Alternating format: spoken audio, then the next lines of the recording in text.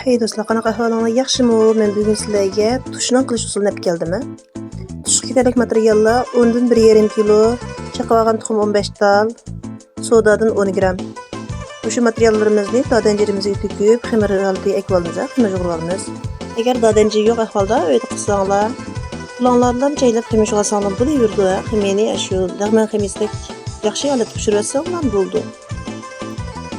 Ben do'kon bo'lgan keyin dadanjilar yo'g'irib tayyor qildim xamirlarimni. Xamirimiz pishgandan keyin peshon tepsiga elib, shunday chiroyli ishlab xamirga. Dem tindirish qo'yib qo'yamiz.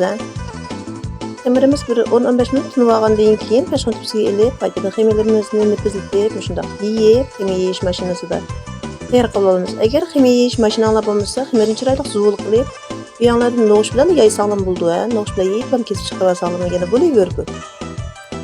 Andan bu xamirlarimizni hammasini yeyib, tayyor qilib bo'lgandan keyin mashinada kesganlar avval 1da, keyin 3da yaysanglar, xamir shunchalik o'lchamli chiqadi. Shuni xamirsi inishki tom bo'lib qolmaydi. Anda suyuqash kesilgan yerda kesiblar, shunday pishirib olsizlar. Shuni xamirsini bak uzoq pishirmaymiz. Qizartmay normal holatda saqagandan keyin ichki yuzini o'rib pishirib, elib olsaqlar bo'ladi.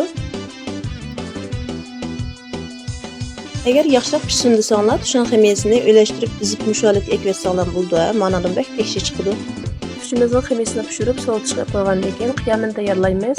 Qiyamga kerakli materiallardan asal 800 gram, shakardan 600 gram. İkisini bir qilib, qachimizni qo'shib, to'qmay aralashtirib qaynatamiz. Toki shu qiyamimiz qaynagan holatgacha, to'liq qaynab bo'lguncha bekatmay aralashtiramiz. Agar aralashtirmasak, tutilib, qiyamimizga issiq tutgan ahvollar qoldi. Shuni oldini olish uchun bekatmay aralashtirib qaynatamiz. Qiyamimiz qaynagandan keyin qiyamni sovuq eqib boqamiz. Qiyamimiz yeyilib ketmay, joyida qatsa qiyam kaygan bo'ldi. Degan qiyamimizni avval pishirib tayyor qilgan tushimizni tepsiga qo'shib aralashtiramiz.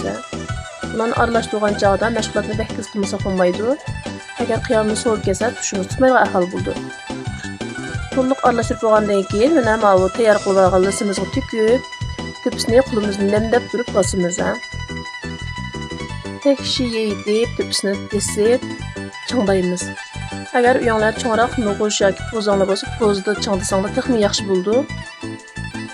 Qulonlarga chapish qilishni oldini olish uchun chuqur qo'lni nemdab turib, andin bosamiz. Mana tushlarimiz tayyor bo'ldi. Tushni changlab bo'lgandan keyin 2 soat atrofida turg'izib, undan keyin to'kib, o'zingizga xohlagan shaklda kesib iste'mol qilsanglar yoki sotsanglar bo'ldi. Yana qanday pishiriqlarni o'rganganlar bor, inkasraga qoldirib qo'ysanglar, men kelar kisanda shu sizlar degan pishiriqlarning o'lchami va qilish usulini yo'llab beraman.